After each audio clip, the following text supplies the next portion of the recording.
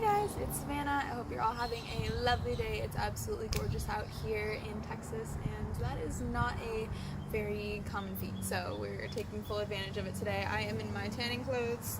I was tanning until the sun started to go down, brighting, and I just wanted to check in and in my last video, I shared myself singing for y'all, and I wanted to make a video talking about how me singing came back about.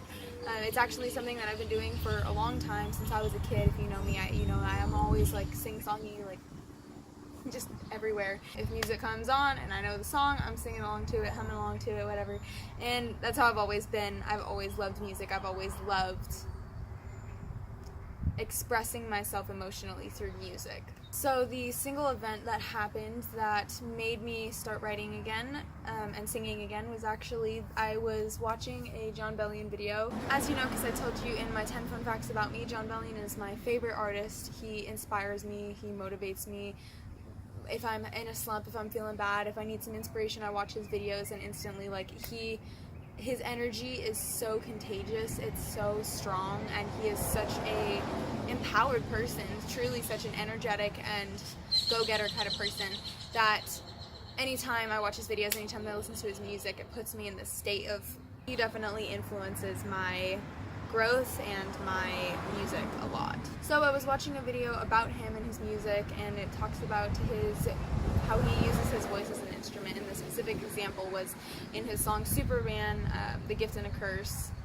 Superman, A Gift and a Curse, gift, curse, something like that. There's Superman, there's gift, and there's curse, all in the name, so like that's the gist that you need. And there's a part at the end of the song where it sounds like an electric guitar. You wouldn't think anything of it's an electric guitar.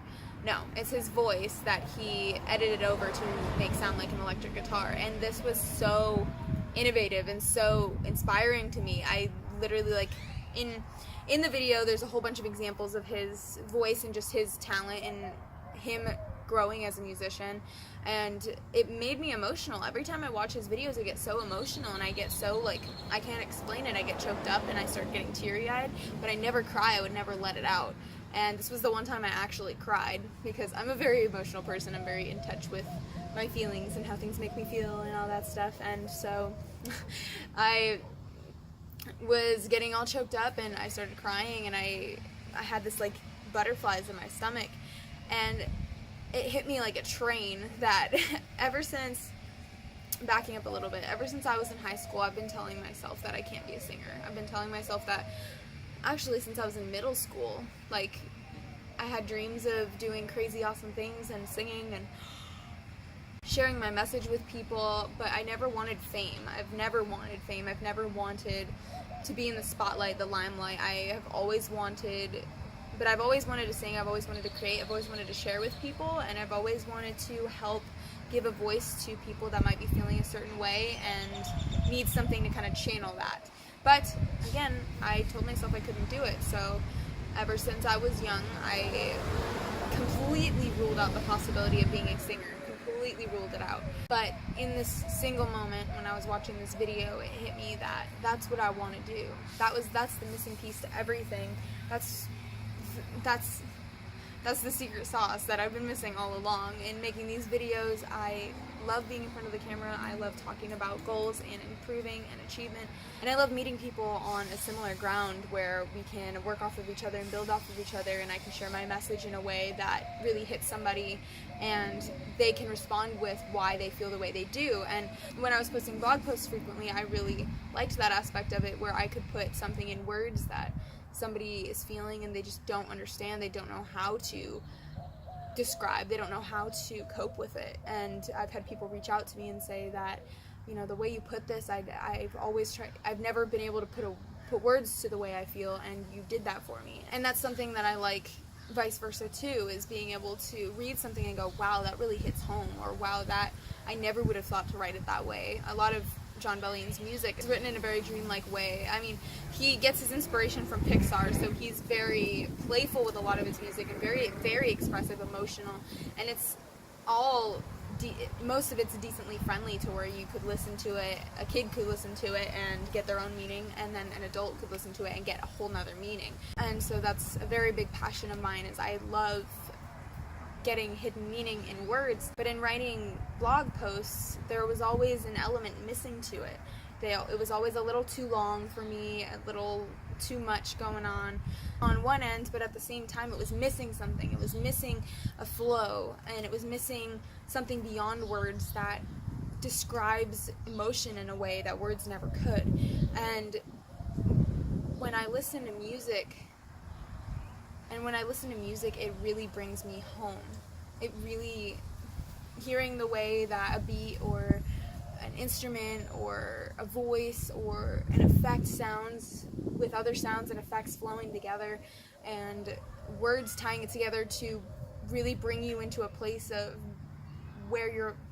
to bring you into really an emotionally vulnerable place, has always been something that has been incredible to me. And on the other end of things, I have been making videos. I've always loved to be in front of a camera since I was a kid. I've always been making videos with my friends, and I've always been behind the camera, not in front of the camera. But whenever I was in front of the camera, I set a camera up and I would sing.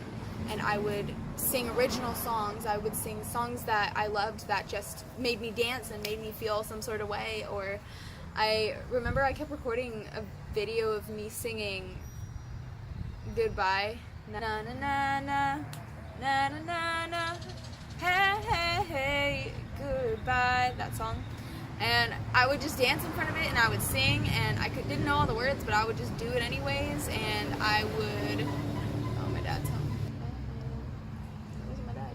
And I would like do handstands in front of the camera. I would do all kinds of crazy stuff. And so I knew that I always loved to make videos, and I knew that I always loved to write, but I never allowed myself to put the two together. It was always so taboo for me to become a singer, the idea of it, because there's so much competition, there's so many incredible voices. And that's something that I started to realize, like, as I watched Jon Bellion's videos, is that he still lives with his family in New York. Like, he writes a track, he goes on a tour, but he doesn't like to trouble himself with all the crazy interviews. He doesn't get into the drama. He's not there to be in the limelight and to be a celebrity. He's there to make music, and it's clear in his craft, and it's clear in his messages, and it's clear in his presentation that he's there for the pure craftsmanship of the music, of the beats, of the lyrics, of the videos, of the album, and the way it ties together, of the cover art. It's just absolutely incredible how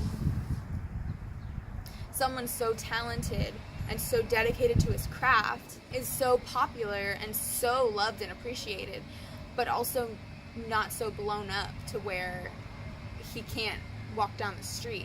And this is just coming from like external point of view. I don't know what it's like for Jon. Like, maybe he goes into a bathroom and somebody like won't leave him alone. I don't know what it's like for him, but what I love about it is the humbleness of, I just do my craft, I do what I do, I love what I do, and I know that I'm good at what I do. And that to me is the whole point of it. So, but in that one moment, everything changed, and I gave myself permission to write music. And so every day I'm going to work on it, every day I'm going to sing. I bought a Udemy course. I've already done 3 hours of it, just learning different techniques and kind of throwing around things with my voice I haven't done in so long. I took a video actually recording that I've shared with you already, a song to kind of postmark me beginning to sing again, and I'm really looking forward to the improvement that comes with the practice, because it was not very good. On that note, my dad and grandpa are here now, and I'm supposed to help them move some furniture and stuff, but I hope you like this video and that you liked kind of my one-on-one connecting with you. Please share any stories you might have realizing one of your passions again, and subscribe if you want more content like this.